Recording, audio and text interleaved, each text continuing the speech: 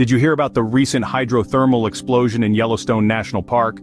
Just yesterday, on July 23, 2024, the tranquility of Biscuit Basin was disrupted by a sudden hydrothermal explosion. This unexpected event caused damage to a boardwalk and flung debris into the air, but fortunately no injuries were reported.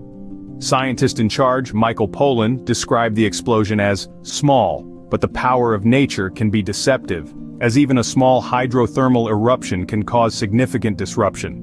The park's geologists were quick to reassure us that there's no abnormal volcanic activity and that such explosions do not indicate impending volcanic eruptions.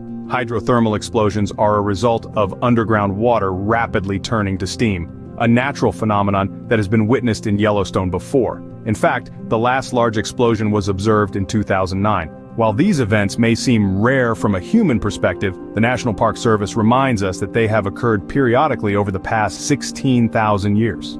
As we speak, Biscuit Basin remains temporarily closed, including its parking lots and boardwalks, all for safety reasons.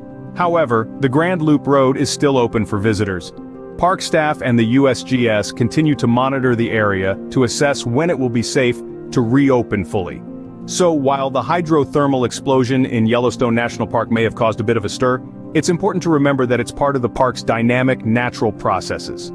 The Yellowstone Volcano Observatory will keep us updated as their investigations continue. To summarize, a small hydrothermal explosion occurred in the Biscuit Basin area of Yellowstone National Park on July 23, 2024. No injuries were reported, but the area is temporarily closed for safety assessments. Despite the explosion, there's no abnormal volcanic activity, and such events are not indicative of impending volcanic eruptions. Stay tuned for more updates about this fascinating natural phenomenon.